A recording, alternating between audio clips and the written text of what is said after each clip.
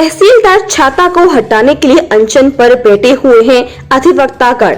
21 दिन से लगातार हड़ताल पर छाता बार एसोसिएशन अधिवक्तागण जल्द मांग पूरी करने के लिए मथुरा जिलाधिकारी से लगाई गुहार। पिछले लगातार 21 दिनों से छाता तहसील छाता बार एसोसिएशन के अधिवक्तागण तहसीलदार छाता की कार्यप्रणाली से नाराज चल रहे हैं। छाता बार एसोसिएशन के वकील 5 जुलाई से लगातार अनिश्चितकालीन धरने पर हैं, जिन्हें आज 21 दिन हो गए हैं। धरने पर बैठे वरिष्ठ अधिवक्ताओं ने बताया कि अधिवक्ता एसोसिएशन ने तहसीलदार छाता द्वारा तहसील में भ्रष्टाचार किए जाने व शासन की मंशा के अनुरूप कार्य नहीं करने, हठ धर्मता व जनता से अच्छा व्यवहार नहीं करना जैसे गंभीर आरोप लगाए गए थे। समस्या का हल नहीं होने से हम सभी अधिवक्तागण धरने पर बैठे हुए हैं, जिसकी शिकायत मथुरा जिलाधिकारी से की गई थी। जिलाधिकारी के द्वारा हमें आश्वासन दिया गया कि गुरु पूर्णिमा के बाद तहसीलदार पर कार्रवाई अमल में लाई जाएगी।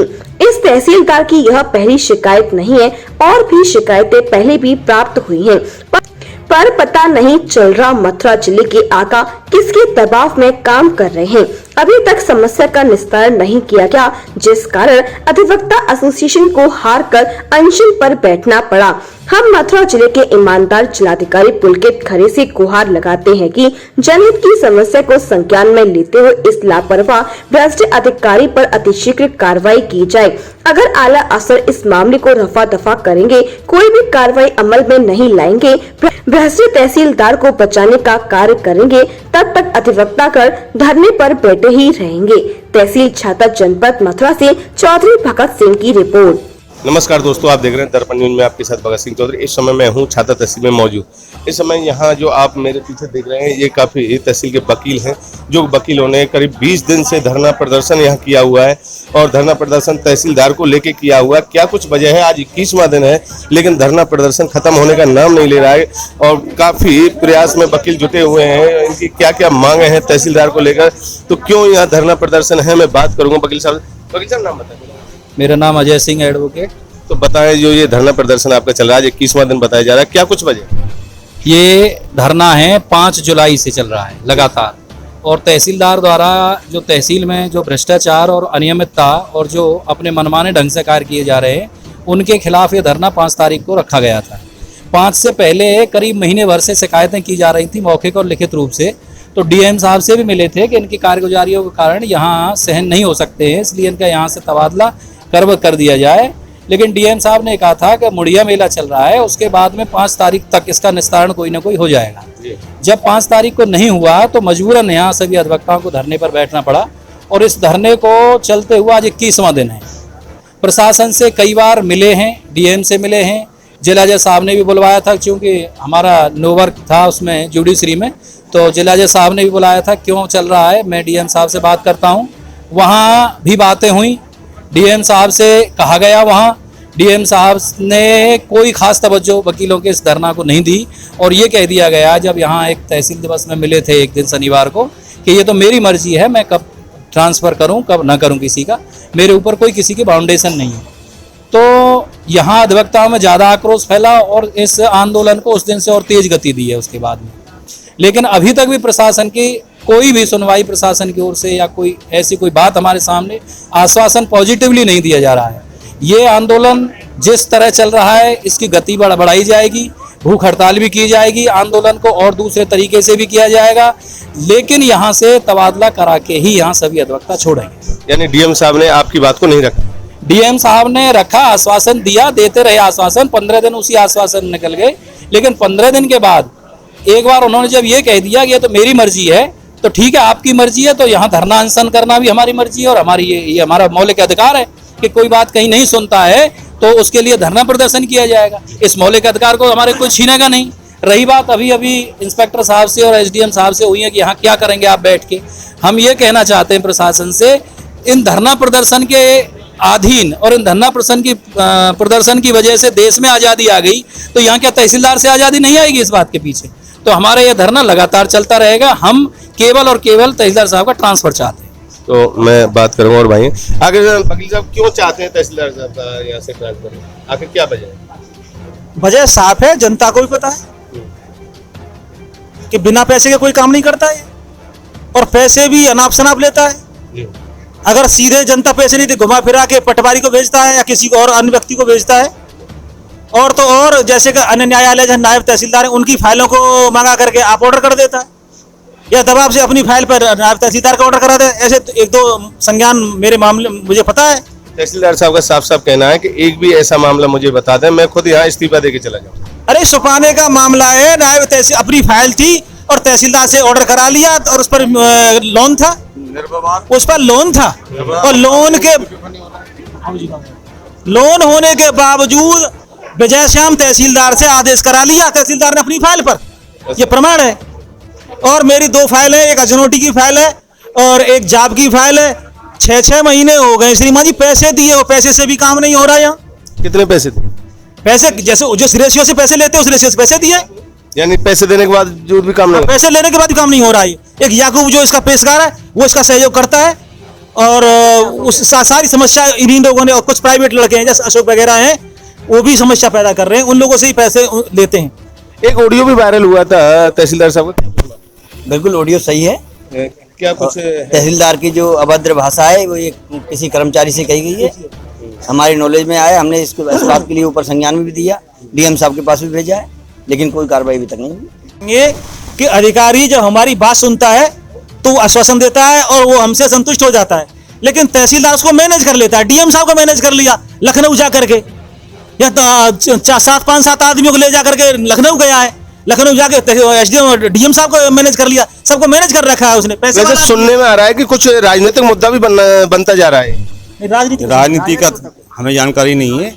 मुख्य चीज ये प्रशासनिक अधिकारी जनता की सुलभ न्याय देने के लिए यहाँ पर नियुक्त किए जाते हैं, और प्रशासनिक अधिकारी ही स्वयं भ्रष्टाचार कर रहे हैं तो पब्लिक को न्याय कैसे मिलेगा। मुख्य चीज ये है, रजिस्ट्री ऑफिस से जो दान पत्र और विक्रय पत्र आते हैं, बैनामा आते हैं, जो निर्बाध पत्रावली हैं, उनका म्यूचुअल फंड 35 दिन के अंदर या 35 दिन के बाद करते हैं। उनके भी उसमें ये इनके प्रकार है, उनको खारिज दिखा देते हैं पत्रावलियों को, इसमें एफिडेविट नहीं है, इसमें ये नहीं है, इसमें साक्ष्य का अभाव है। जो पत्रावली रजिस्ट्री ऑफिस से अटेस्ट होके आ रही है उसमें साक्ष्य की कौन सी आवश्यकता है? वो 35 दिन बाद अपने आप सुमोटो होने चाहिए, शासन का आदेश भी है। तहसीलदार साहब कहते हैं कि यहाँ बैठ के धरना प्रदर्शन करते हैं, अभद्र टिप्पणी करते हैं, गाली गलौज देते हैं, कोर्ट नहीं करने देते। नहीं, ऐसा कुछ नहीं है। प्रशासनिक अधिकारी अपने कम से कम अपने व्यवहार को देखें, वो अपने पारदर्शिता से काम करें, निष्पक्षता से काम करें, भ्रष्टाचार को दूर करें, अपने आप पब्लिक सहयोग करेगी। देखिए तहसीलदार जो है, इनका व्यवहार न तो कर्मचारियों के प्रति अच्छा है, न अधिवक्ताओं के प्रति अच्छा है। अधिवक्ताओं को जातियों के आधार पर तोड़ने का प्रयास करना, अधिवक्ताओं के मुंह पे कुछ कहना, उसके पीछे कुछ कहना। कोर्ट जब अधिवक्ता करते हैं, कोर्ट में अपनी बात कहते हैं, तो कोर्ट में ये कह देना कि ठीक है, इसको इसमें बहस में लगा दीजिए, इस फाइल को एविडेंस में लगा दीजिए।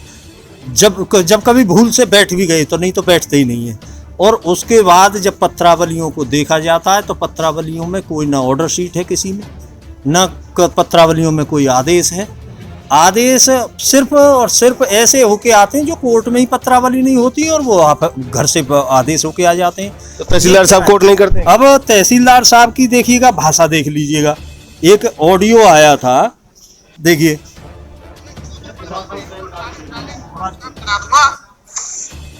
बताए ना इसको, तेरे को आओ, इस साले को मैं देखता हूँ। साला नीच औकात भूल रहा, साला 2 पैसे का आदमी। मैंने किनको गाली दे रहे हैं? ये किसी कर्मचारी को, अपने को गाली दे रहे हैं। साले को पेशाब न कराई मैंने, और सम्मान कर लिया इस कुत्ते का। औकात भूल रहा, हरामखोर बहन जो 2 पैसे का आदमी। बुला रहा हूँ इंस्पेक्टर को, इसकी बूथ दिखाता हूँ, इंस्पेक्टर को फोन कर रहा हूँ, मता नहीं दो इस साले को।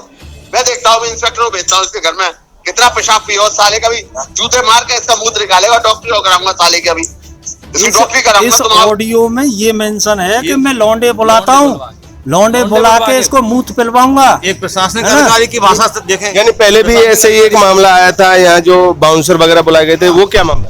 वो बाउंसर यहाँ पे इसकी तहसीलदार की कोई रिश्तेदार ही है यहाँ छाता में, तो रिश्तेदारी में से ही कि एक यहाँ वकील है, छाता में ही वकील है वो लड़की, तो उसको वो पैसे दे करके या किस तरह से वो बाउंसर उसके माध्यम से बुलवाए गए। बाउंसर यहाँ वकीलों से जब अभद्रता करने लगे तो वकीलों ने उनसे कहा सुनी की, तो बाउंसरों को लगा कि यहाँ वकील बहुत हो गए हैं।